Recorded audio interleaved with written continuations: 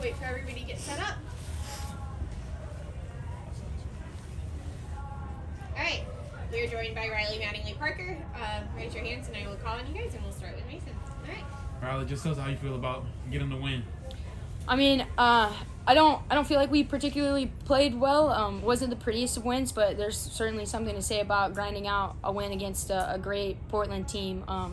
This is what the NCAA tournament is all about. Two teams just battling it out. Survive and advance is what they say, and we survived. And now we advance, and looking forward to Sunday and having a better match. Do you think that this team's play style helps you when it comes down to the last minutes of the game and you're the ones that have to score last? Our play style or Portland's play style? No, yours. Like when you're constantly pressing. Yeah.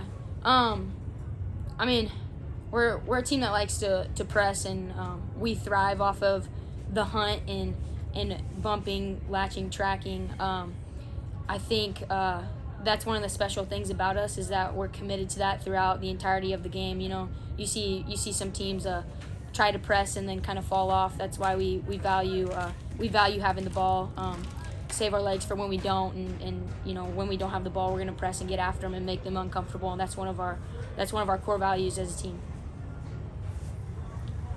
There were a lot of tough calls made both for and against the team. Of course, not to get worried about the rest per se, but what goes into staying mentally locked in and not worrying about what may or may not be called? Yeah, it's officiating's a hard job. I respect those guys a ton, and sometimes you get calls, sometimes you don't get calls. At the end of the day, it's about what your team does and like the things that you can control.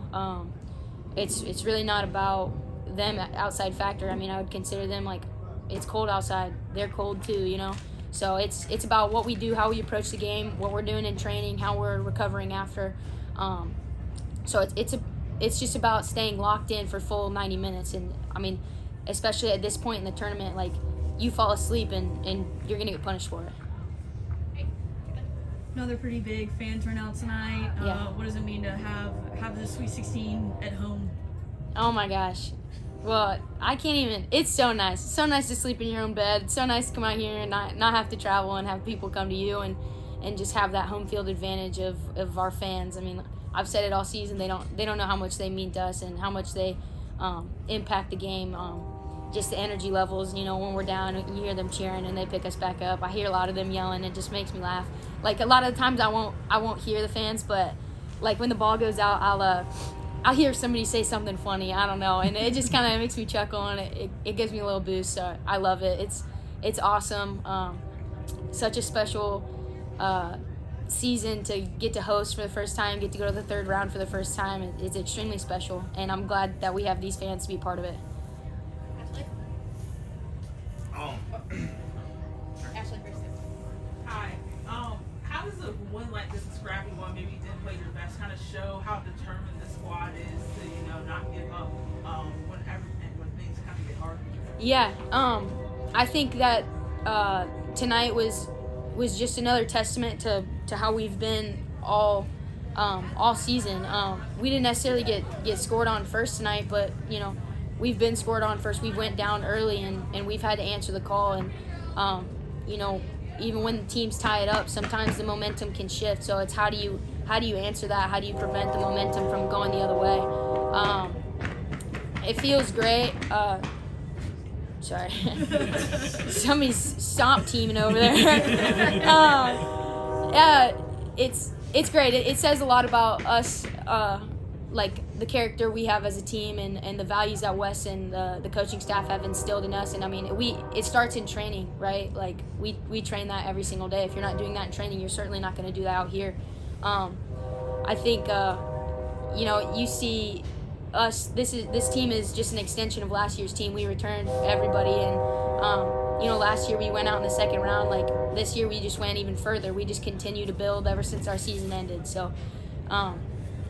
It's great to see how we've grown in that area, and I think we'll continue to grow and do great things. Maybe I'm the only one who noticed, but it's kind of cold out here. Oh yeah. What kind of effect does like the weather have on how you and the girls play? And do you guys prefer playing a little bit colder weather, or do you guys prefer the heat? I mean, I came to Alabama for a reason. I don't want to play in no snow. But no, I mean, it only affects you if you let it affect you. It's the same thing with the outside noise. Like, do you believe the hype? Do you believe the rat poison? You know, I mean, weather plays into a part of that. Like, you let things like weather and officiating and you know, if the other team's talking smack, like if you let those things play into you, like you're letting your emotions control you, and you're more than likely not gonna have a great game, and that's when things kind of get heated and the game gets out of hand. So I wouldn't say it affects us. I think we're a pretty mentally tough team. I mean, obviously we'd probably prefer it to be a little bit warmer, but it's not gonna matter at the end of the day. We're just still gonna come out here and give our best. What was your mindset when you tried to shoot the PK and got blocked? Like, oh my goodness, Boston. Okay, so all week, all season up until this week, in practice, my penalties have been great. And then this week, they have been trash. And I'm like, oh my gosh, of course.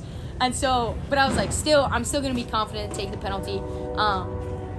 You know, like, it's kind of one of those things where you take so many, you practice so many, you're like, all right, I'm bound to miss one in practice or in a game or something. But I mean, you can't let that affect how you approach it in a game. Like, so actually in the first half, when he went over to the VAR to see if it was a penalty or not, we were talking, and me and Felicia did rock paper scissors, and she's like, come on bro, let me have it. And I was like, all right, rock paper scissors, and she beat me, and so she was gonna take it, but then Riley Tanner, who had a phenomenal game all day. I mean, like, we were telling her, like, you're either gonna blow by him or they're gonna foul you at some point, because I mean, she's just a freak. But she got the penalty, and I looked around and Felicia was off the field, and I was like, oh, I bet she's so mad. So I ended up taking it, and I was like, you know, I'm gonna strike it as well as I can. That keeper's a great keeper. It's one of those things where you have to.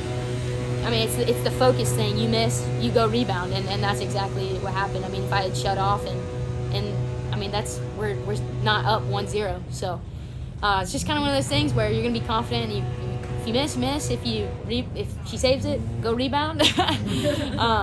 But yeah, I got lucky, I guess, with the rebound. But Riley Tanner definitely owed that goal to her. The second goal, I didn't get the best look at it. It was an own goal, right? Yeah, took a deflection. Felicia had a great driven ball, and took a deflection off the defender into the net. So we were fortunate for that. But we had so many players in the box that I kind of felt like you could kind of feel like it was coming for us at some point. I think it was definitely more even of a game. I mean, Portland's a great team, but we had some momentum there at the end of this first half. Second half though, it was kind of like we still were like, all right, like it's coming. So I mean, it came off a deflection, but it came, and it was a win. So, and that's all we can ask for. We'll finish with Will. Bring up Sasha. You're getting close to 20 goals. Obviously, a lot of soccer left to be played. But what can you say about the magnitude of an accomplishment like that? Just even be close. I mean, it's exciting for me for sure. I guess like it hasn't really been a focus for me. It's always been like a goal of mine to break the goal record in a season. Now that that's broken,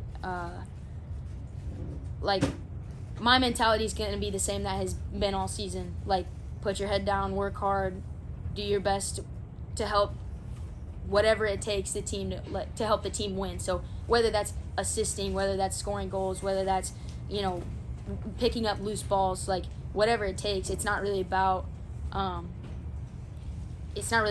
breaking records or getting to 20 goals for me. It's just about what can I do to help the team win. And, you know, definitely exciting, but I find a lot more joy in our team success in my own individual, because honestly, I mean, my goals don't happen without Riley Tanner, you know, getting fouled in the box, without Felicia putting the ball on my foot, Gianna putting the ball on my foot. I can think of 5 different times where I didn't even move this season and they just hit it off of me and bounced into the goal.